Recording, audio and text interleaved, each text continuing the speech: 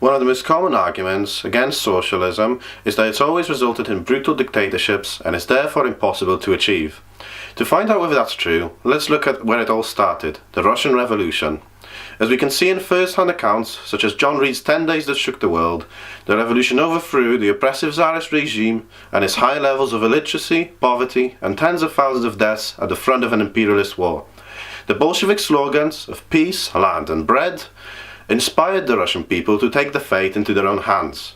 Following the October Revolution, they withdrew from the barbaric war and introduced a planned economy and a political system based on workplace and community democracy as never seen before. For the first time in modern history, the people themselves took power over the state.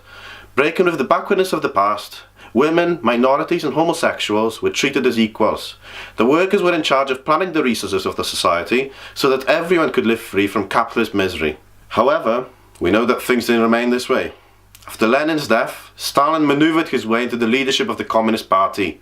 After years of being ravaged by the Great War and attempted invasions by foreign powers during the Civil War, the country was in a state of absolute ruin. Similar revolutions in Germany and Hungary were crushed and failed, and Russia was forced into political and economic isolation, which made conditions ripe for the development of bureaucracy.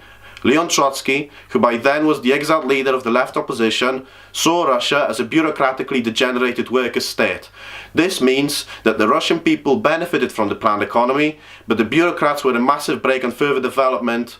The country, which started off poorer than some warm-toned Middle East countries today, had through a planned economy started to hastily eliminate illiteracy, raise their living standards, and achieved successes in education, healthcare and space exploration that surprised everyone.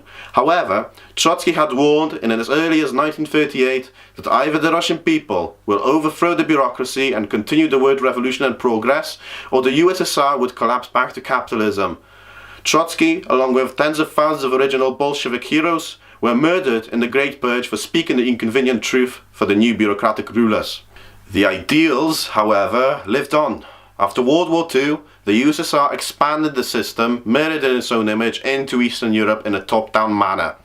The next decades proved Trotsky's theory right. The people of East Germany, Hungary, Czechoslovakia and Poland made history through attempting to overthrow the career politicians of the so-called communist parties. In Hungary in 1956, the people organized in workers' councils. In Poland in 1970, the workers of Solidarność trade union fought against the government under the slogan, "Yes to socialism, no to distortions." The heroic attempts, opposed both by the capitalists and by the Stalinists, would mark the beginning of a new period, of workers both sides of the Berlin Wall reaching out to each other and forming a new Europe under democratic control by the people. Since history took another path though, this didn't happen and the USSR collapsed. The relative stability of full employment, free education and healthcare and other commodities of the welfare system have completely disappeared. The levels of poverty, homelessness, crime, unemployment, discrimination and misery have skyrocketed. It's estimated that 1 million Eastern Europeans have died from work-related accidents and suicides and other things which weren't a thing under a previous regime. This only goes to show the potential of what could be achieved. In an advanced country like Britain or France, a socialist system would not have to face the difficulties that Russia did. It would spread the revolution to other countries and eliminate the old world of wars, poverty and exploitation and replace it with a rational system based on human need rather than profit. It would be based on socialism.